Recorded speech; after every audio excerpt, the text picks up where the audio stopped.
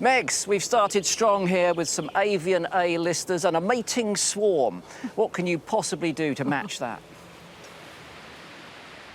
Oh, right, well, you might have some good birds and you might have some good insects, but tonight I am queen of the fish and I'm still here at Studland Bay. This is where I am, just on this peninsula here, part, of course, the super national nature reserve at Purbeck Heath. It's a fantastic area. If you look to this side, I have Old Harry Rocks, and if you look on this side, I've got the South Beach. But right in the middle there is a really critically important seagrass bed. It's very shallow, it's very sheltered, but it is ecologically incredibly important, and it's all to do with climate change. So while seagrass only covers about 0.2% of the ocean seabed, it actually accounts for 10% of all carbon sequestration. So it takes that carbon out of the ocean and locks it down in the seabed. It's a really critically important habitat. And I haven't even touched on the biodiversity that lives there. And on that bay over there are two UK species of seahorses, the only two we've got. We've got the short-snouted seahorse and then the spiny seahorse, the spiky seahorse. And this is the one that I'm particularly interested in. Now, the spiky seahorse is rather adorable. You can see the spikes on it there. The spines on there, sorry, the spines on it there. And it is really rather lovely, but this bay is the only bay where they are known to breed. So it's really critically important of the whole of the UK that it is protected.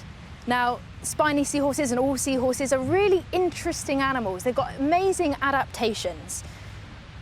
So one of those examples is the fact that their caudal tail, which is something all fish have, and seahorses are fish, is that it doesn't really exist in the typical way a fish tail is. It's this prehensile tail that they're able to wrap around the seagrass, and it enables them to stay camouflaged. So as the current comes and they rock to and fro in the current, they're able to stay really camouflaged. They've then got two eyes that move independently of each other. It means that they can detect prey and also watch out for predators at the same time.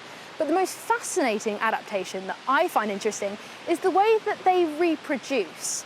Now, what happens here is that the male and female will come together. They will entwine those prehensile tails, still staying lodged on the seagrass.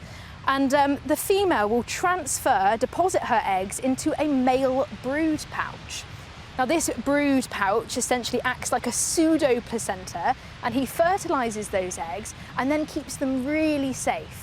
He provides them with enough oxygen as well as enough nutrients for them to grow, and they are really incredible. I mean, it's the only male really that I know of that goes through essentially a kind of pseudo pregnancy, and if you look here, the young are coming out of that pouch. Now, they'll emerge about 3 to 4 weeks after fertilization, but they're so tiny and so cute. My goodness, I would love to see a tiny spiny seahorse like that. It totally melts my heart.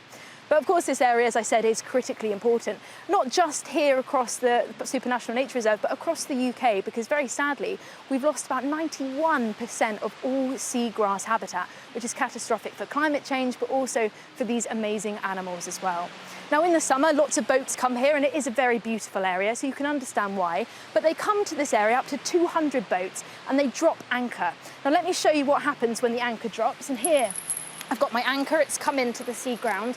And I've got my seagrass, which is actually seaweed, but imagine it's seagrass.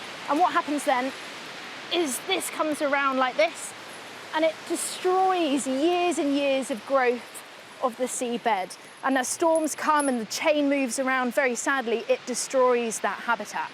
So what happens? Well, the Seahorse Trust, as well as other partners, have come together in 2021 to put these things out into the ocean.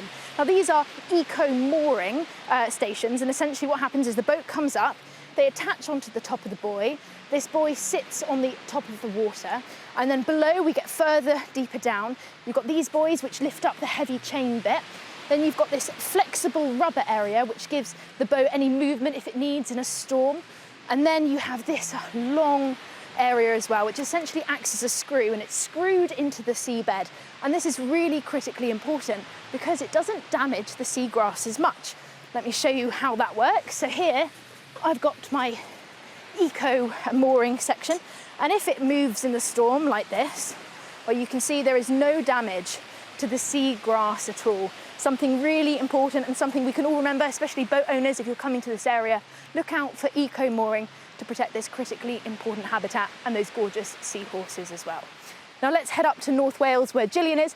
Gillian, I believe you're also on a gorgeous beach.